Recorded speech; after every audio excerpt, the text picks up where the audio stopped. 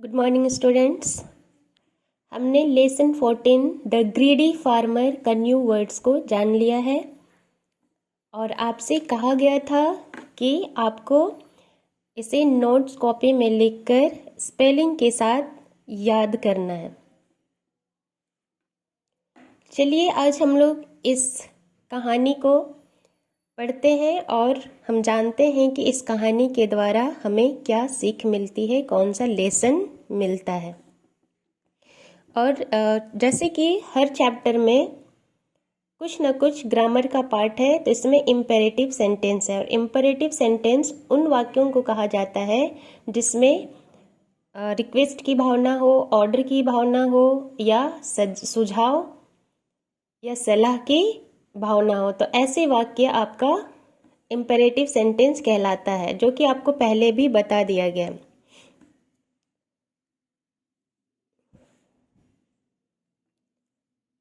सेवनंदन was a disgruntled farmer in the village.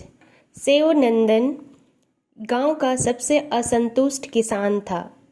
Means उनके पास जो भी चीज़ें थी उनसे वह संतुष्ट नहीं था। He always had something to say against the local जमींदार Amritlal who was a good man. उसके पास हमेशा कुछ न कुछ रहता था। एक लोकल जमींदार अमृतलाल, जिसका नाम अमृतलाल था और वह एक बहुत अच्छा व्यक्ति था, उसके विरोध में हमेशा उसके पास कुछ न कुछ कहने के लिए होता था। One day Shivnandan boasted in the presence of a number of neighbors that if he had as much land as Amritlal, he would have made twice as much money and increased the wages of the laborers in his field. एक दिन शिवनंदन अपने पड़ोसियों की उपस्थिति में boast कर रहा था, डिंग हाँक रहा था कि यदि उसके पास उतनी जमीन होती जितनी कि अमृतलाल के पास है, तो वह खेतों में काम करने वाले मजदूरों की वेतन, उनकी मजदूरी दुगुना कर देता। Amritlal heard about Sevanandan's boast. Amritlal ने सेवनंदन का डिंग हाँकना, जो बड़प्पन जो वह डिंग हाँक रहा था, उसको अमृतलाल ने सुन लिया था। The next day he sent for him and said, सेवनंदन, I heard what you said. अगले दिन अमृतलाल सेवनंदन का घर चला गया और उसने उससे कहा कि सेवनंदन, आपने जो कहा मैंने उसे सुन लिया। I am ready to give you as much land as you wish. Amritlal ने सेवनंदन से कहा कि मैं आपको उतनी जमीन देने के लिए तैयार हूं जितनी आपकी इच्छा है। Come back here tomorrow morning. कल सुबह यहाँ पर आ जाइए। Sevanandan went home very happy and had a sleepless night. Shivnandan खुशी खुशी अपना घर चला गया और रात भर बिना नींद का सोया। मीन्स बिस्तर में लेटा था लेकिन उसको नींद नहीं थी, क्योंकि उसको बहुत बड़ी प्रॉपर्टी जो मिलने वाली थी। He was at the house of Amritlal very early in the morning, all set to occupy the promised land. अगले दिन बड़े सवेरे वह अमृतलाल के घर में था, उसके द्वारा प्रॉमिस किया हुआ सभी जमीन को घेरने के लिए। Amritlal took him out to his vast property and said, Amritlal उसे अपने विशाल संपत्ति के पास ले गया। You are going to start working from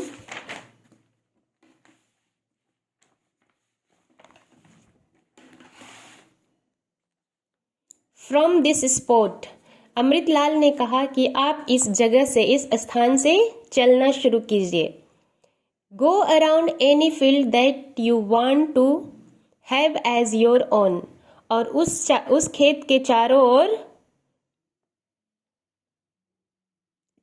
ओर चलिए जिसे कि आप पाना चाहते हैं, जिसको आपको जो चाहिए है। But you must be back here at this same spot by sunset, लेकिन इस जगह पर, इस स्थान पर सूर्यास्त से पहले आपको लौट भी जाना है। All the land you shall have covered by the walking shall be yours, वो सारी के सारे जमीन आपके हो जाएंगे जिससे आप चलकर घेर लोगे। दैट इज माई प्रोमिस, यह मेरा वादा है, अमृतलाल ने कहा। Shivnandan was excited and happy to hear this words, Shivnandan बहुत ही उत्तेजित हुआ और इन शब्दों को सुनकर खुश भी हुआ। No sooner did Amritlal finish his word than he started off, अभी उसने अपना बात बोलकर खत्म भी नहीं किया था कि वह चलना शुरू कर दिया। By noon he had walked quite a distance, afternoon तक, दोपहर तक वह बहुत दूर तक चल चुका था। But whenever he thought of turning back he saw some field that looked better than those he had passed, लेकिन जब कभी भी वह लौटने को सोचता उसे आगे की जमीन जो पीछे उसने छोड़ा है उससे ज़्यादा बेहतर दिखाई देते थे। Thus he walked on further and further in order to get more and more land. इस तरह से वह और अधिक और आगे चलते चलते चला गया अधिक से अधिक जमीन पाने के लिए। By now the sun was almost setting and he was far away from the starting point. अभी लगभग सूर्यास्त होने ही वाला था और वह स्टार्टिंग पॉइंट से, जहाँ से उसने शुरू किया था चलना, उससे काफ़ी दूर था। ही ट्राइड टू रन, उसने दौड़ना शुरू किया। But he was already very tired, वह दौड़ना शुरू किया लेकिन वह पहले से ही वह काफ़ी थका हुआ था। Shivnandan did not give up hope, Shivnandan ने अपनी उम्मीद नहीं छोड़ी। With great of effort he trudged along the finally he could see Amritlal waiting for him only a few hundred meters away. एक बहुत बड़ा प्रयास करने के बाद उसने आखिरकार अमृतलाल को उस जगह पे देख लिया जहाँ 100 मीटर्स की दूरी में वह उसका इंतजार कर रहा था। He made a last attempt to run as the sunset. जैसे ही सूर्यास्त होने वाला था उसने अपना लास्ट अटेम्प्ट, आखिरी प्रयास किया। और वह दौड़ पड़ा। He was only a few meters away from the spot. अभी वह केवल उस जगह से कुछ ही मीटर की दूरी पर था। There he dropped down, died. वहीं पर वह गिरकर मर गया।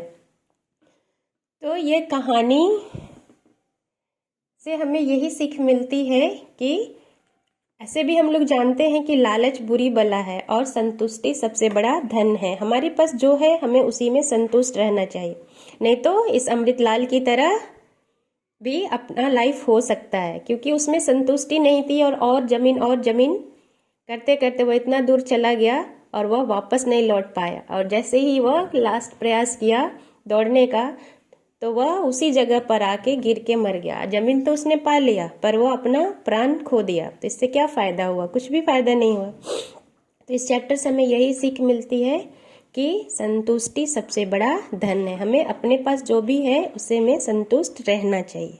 Thank you.